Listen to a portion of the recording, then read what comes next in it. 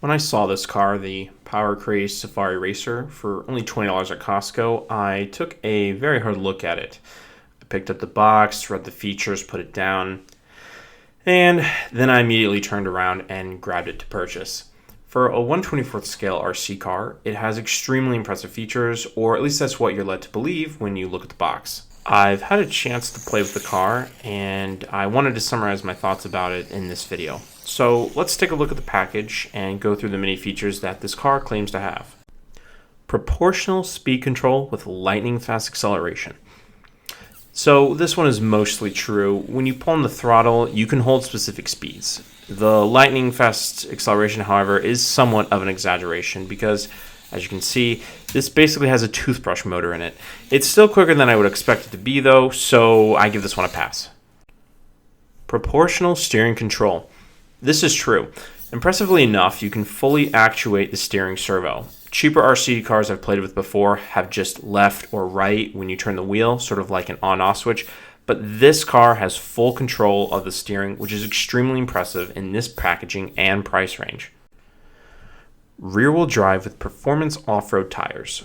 So again, mostly true. It is rear-wheel drive. However, the performance tires are really not that performant.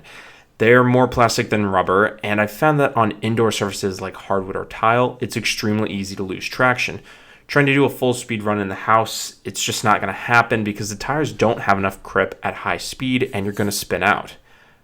However, it does make it quite easy to do donuts, which is pretty fun.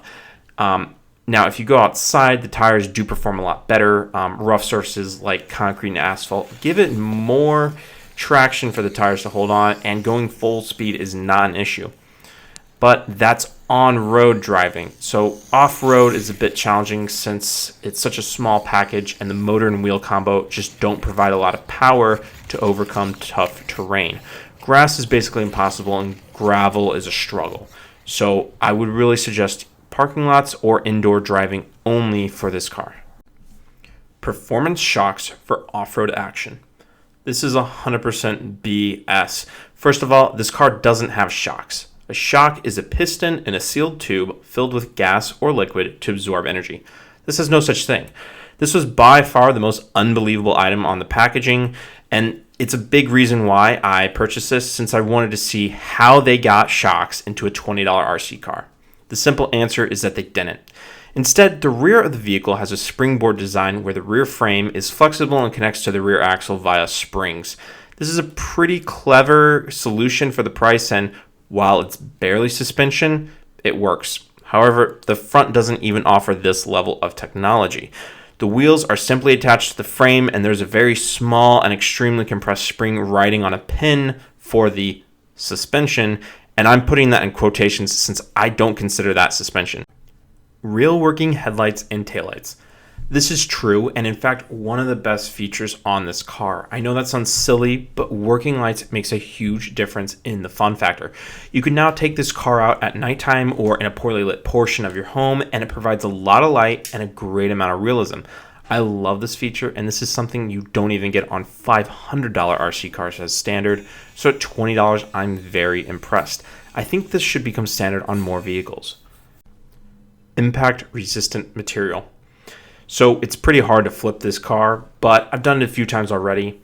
So far there isn't any damage to the body, but there are a couple scratches in the paint, so I'm going to call this one true. 3 speed settings for beginner and advanced drivers. This is true and it does work. The car will start in a medium speed mode, and then pressing the button on the remote will cycle to the other modes, and you can tell based on the brightness of the lights what mode you're in. Essentially, this is changing the voltage output to the rest of the vehicle components, therefore limiting the maximum power delivered to the motor. However, there is a downside to this design as it makes the entire vehicle more sluggish. So unless you're giving this to a very young child, I would suggest putting it on the maximum speed mode at all times. So I've covered all the features on the packaging. As you can see, they make good on most, but there is exaggeration and, in the case of the suspension, an outright lie. My only other complaint with the vehicle is braking. So when you're trying to brake, it just doesn't. I'm not sure if this is due to a design flaw in the ESC or if it's a quirk of small scale RC, but once you're going top speed, it fails to apply the reverse and slow itself down. If you can live with the few design flaws, I think it's a super fun RC car and it certainly offers a great value.